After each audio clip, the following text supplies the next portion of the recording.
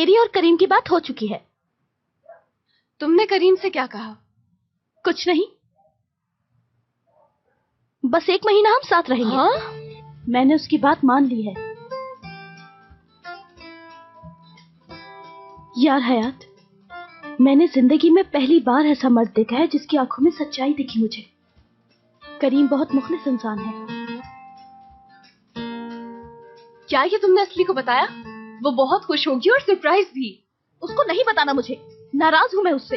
बेवकूफ लड़की ने करीम को मेरा कसन बना दिया, और अगर मैंने ये सब बातें उसे बता दी तो वो ढिंडोरा पीट देगी। मैंने इसीलिए उसे नहीं बताया।